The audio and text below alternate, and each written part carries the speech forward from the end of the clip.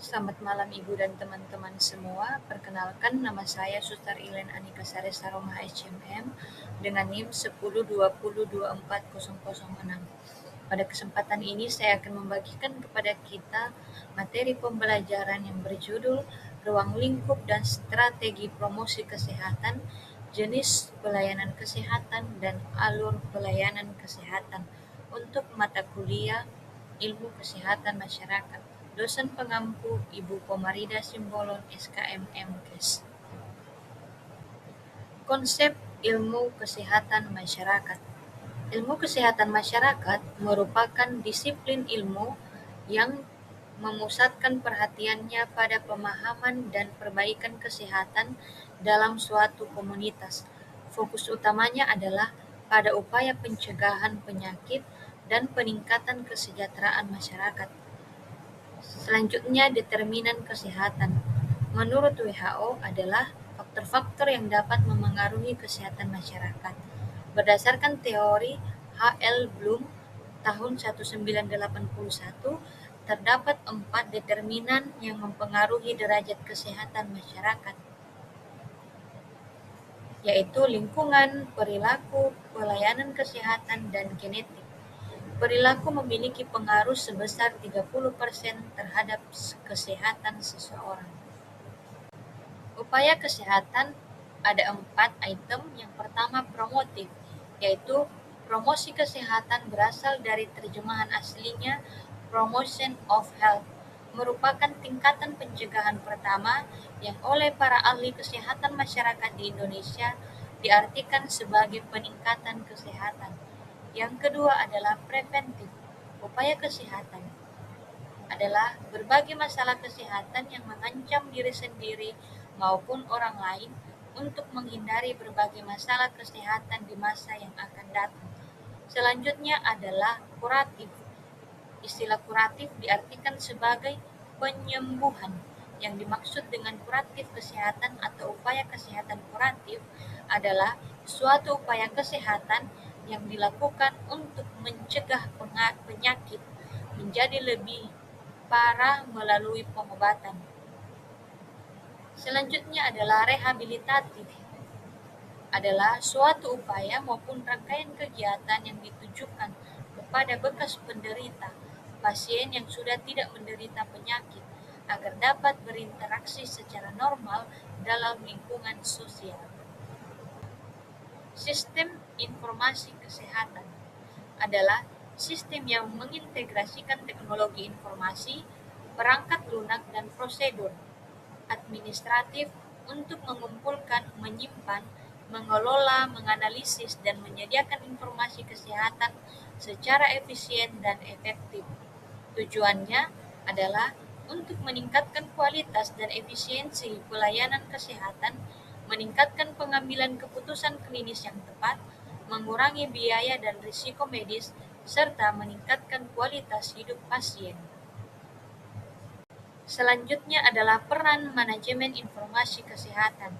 Yang pertama, yaitu landasan bagi manajemen sistem informasi kesehatan adalah struktur manajemen yang solid, yang mencakup sumber daya dan peraturan perundang-undangan yang diperlukan untuk mendukung proses dari sistem informasi kesehatan. Selanjutnya adalah manajemen informasi kesehatan akan menjamin terselenggaranya dengan baik fungsi sistem informasi kesehatan dalam mengembangkan lingkungan yang kaya akan informasi. Selanjutnya, pengelolaan data rekam medis itu sebaiknya diserahkan kepada tenaga khusus, yaitu perekam medis. Sedangkan tugas pencatatan dan administratif dibebankan kepada tenaga administratif, tata usaha, kepegawaian, logistik, dan lain-lain. Ruang lingkup dan strategi promosi kesehatan. Sesungguhnya, ruang lingkup sasaran promosi kesehatan adalah keempat determinan kesehatan dan kesejahteraan seperti terlihat dalam model klasik dari Bloom, yaitu lingkungan, perilaku, pelayanan kesehatan, dan faktor genetik, atau diperluas menjadi faktor kependudukan. Jenis pelayanan kesehatan ada 2, yaitu pelayanan kedokteran. cara pengorganisasian yang dapat bersifat sendiri atau secara bersama-sama dalam satu organisasi. Tujuan utamanya untuk menyembuhkan penyakit dan memulihkan kesehatan, serta sasarannya terutama untuk perseorangan dan keluarga. Yang kedua, pelayanan kesehatan masyarakat termasuk dalam kelompok kesehatan masyarakat, public health service, ditandai dengan cara pengorganisasian yang umumnya secara bersama dalam suatu organisasi.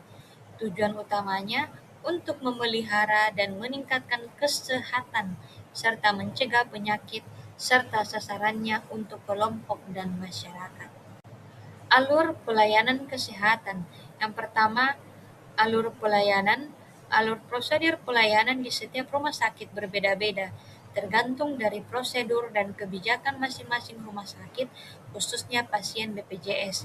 Yang kedua, BPJS.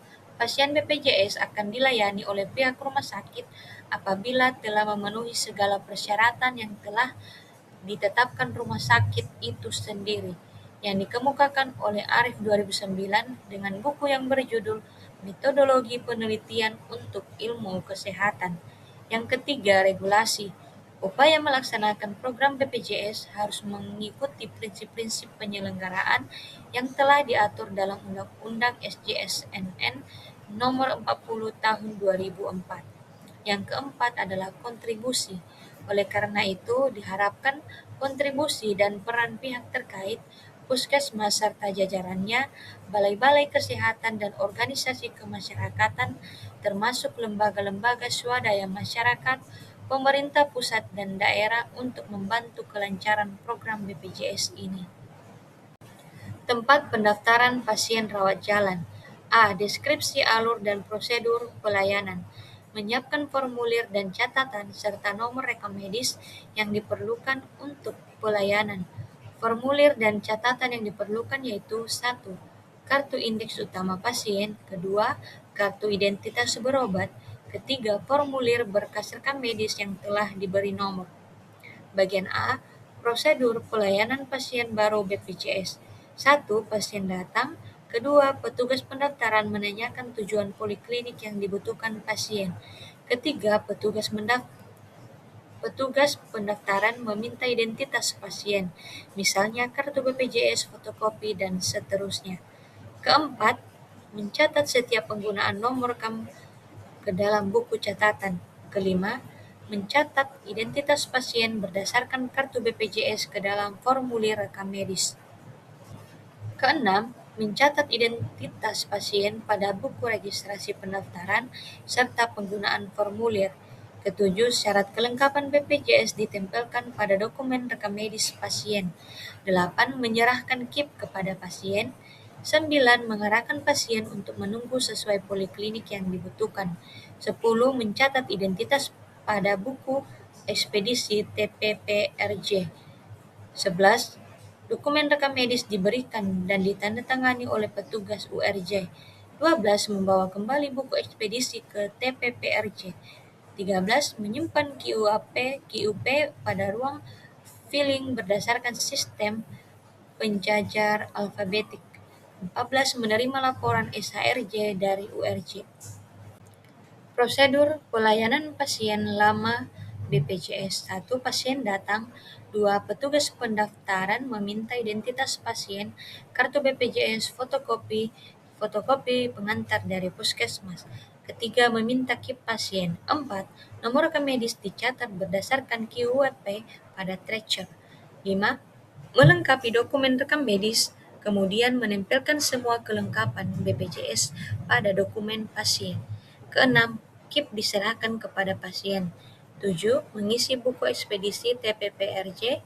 8. Mendistribusikan dokumen rekam medis bersama dengan pasien ke poliklinik menggunakan buku ekspedisi TPPRJ.